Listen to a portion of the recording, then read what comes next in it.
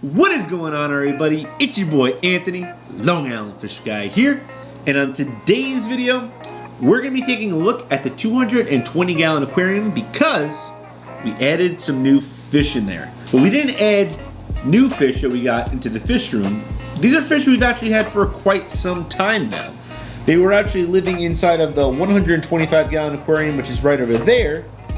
And I wanted to create some space inside the aquarium because of the bumblebee Oscars that are currently growing out inside that 40 gallon breeder. If you guys do like this video, be sure to like the video. And if you're not subscribed to my channel already, be sure to subscribe so you don't miss any other content like this. So here is the 220. You'll probably notice the fish I've added pretty quickly. I added my true Parrot Cichlids into this aquarium. The real reason why I also wanted to add these fish into this aquarium was because they also get pretty large. They're definitely going to outgrow a 125, and I've had these fish since they're really small, probably only about a thumbnail size. I actually purchased 3 of them as like a 3-for deal, and one of my fish friends offered me a trade for a Beischer for one of them, so I actually traded one of them. But here are the other 2. And I love these guys. I've honestly had them since they're so small. And typically, true Parrot cichlids don't do well together unless they're in an extremely large tank. And although you guys see them kind of doing some territory wars now, they typically cannot live together at all. They'll fight to the death. From what I've researched, at least, that's what I've heard. And these guys have always been pretty well together. These guys have been together, literally, like I said, since they're a thumbnail size. I was a little bit concerned with them going into this tank, not necessarily because of the size of what they are, but because of the Stingrays. I have had some bad experiences in the past with cichlids and Stingrays, especially with cichlids that have the type of downward, these aren't geophagus, but specifically with geophagus is where I really had the issues. These guys aren't really sand sifters though. They're really kind of mid-fish. You can kind of see that they hang out a lot with the peacock bass. But true Parrot cichlids actually pack a very, very powerful bite. So I wanted to make sure that the Stingrays were going to be safe with them. So the first few days, I made sure that I really kept an eye on this aquarium to be sure that there was not necessarily aggression, but mistaking the spots on the Stingrays for food. That's one of the #1 common things. It's not necessarily aggression that you would see from one of these fish to the Stingrays, but more so mistaking their eyes for food or mistaking their spots for food. When I had the geophagus with Steve the Stingray from my long time subscribers, that's actually what happened. The geophagus kept mistaking the spots for food, nipping at his disc, and it was a disaster. These true parrots have been in here for probably about a week now. Unfortunately, I was sick. I got the virus, and but I wanted to come out this video probably a week ago when I first added these true parrots in, but I just couldn't do the video. But we're doing it now. Now, one other thing I did wanted to see inside of this tank for these true parrots was their color. When they were in the 125, they really did not show any color whatsoever.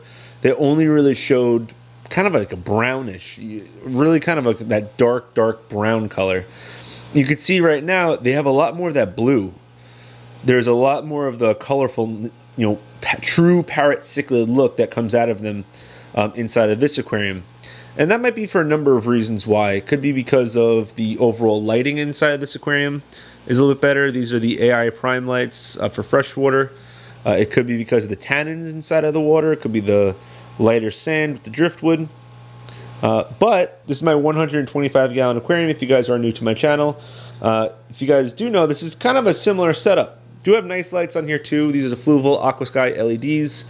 Same, white sand, black background. I said this on my last Around the Island update video, and I still haven't made any changes yet because I got sick, but I'm definitely going to be getting rid of this 4-line catfish because he adds a boatload of stress to this aquarium. I feel like all of the fish inside this aquarium don't display the best coloration because of the skittishness of that 4-line cat. Also, it's got a lot of competition in here.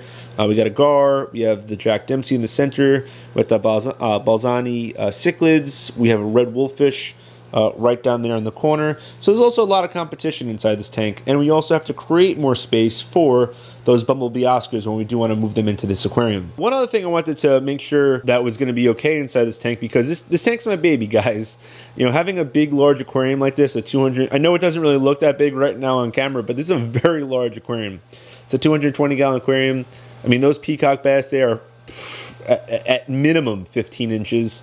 They're a very large fish, so you know, these true parrot cichlids from you know, mouth to tail, they're probably pushing about 11 inches or so. So they're very large as well. And one thing I really wanted to make sure before kind of adding something to my baby, because I've never really added new fish to this tank, and you know, I've had it for almost just short of a year, and I haven't added any new fish since the addition, you know, the first initial fish that I've added.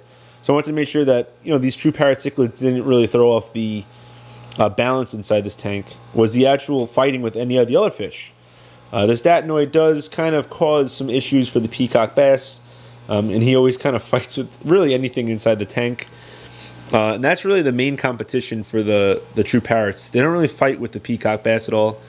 The peacock bass don't really even fight with each other. And then also the black arowana.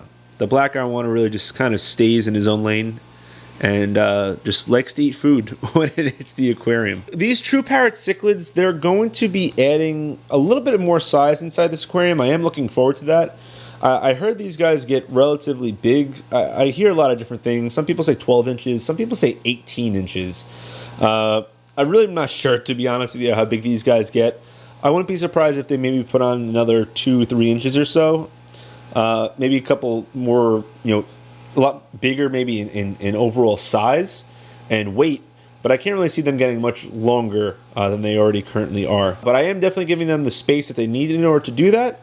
And then, you know, we'll see where it really goes from there. So I just wanted to give you guys an update on the stocking in this aquarium. I know that a lot of people do love this aquarium and kind of want to follow along with the updates on it. Stocking wise, there is just the one more fish that we will be adding to this aquarium, and that is the Tigrinus catfish, which is right here in my 75-gallon grow out tank. He's eating like a absolute monster. He'll be staying inside this aquarium for a lot longer. This is a 75-gallon, like I just said, and he's got a lot to grow still until we can actually go ahead and put him into the 220. So I hope you guys do like the new stocking update inside the 220-gallon aquarium. Like I said, I was a little bit skeptical of doing it at first, but I love the overall impact that these true parrot cichlids have made to this 220. If I'm being honest with you, I kind of added the fish that were in there first, and I've always kind of felt like, I feel like I could maybe use a little bit more fish inside this tank. And I feel like the true parrot cichlids definitely bring the tank to the stocking size that I kind of wanted it to be. And the Tigrinus catfish in my grow out tank right now will kind of be the cherry on top and kind of close out the 220-gallon aquarium. But let me know what you guys think about it in the comment section below. I always love seeing your guys' comments. But that's gonna be it for this video. So if you guys did like this video, be sure to subscribe. Check out some of the other content here on my channel. Ding that notification bell if you already subscribed. Most importantly, don't forget to fish on.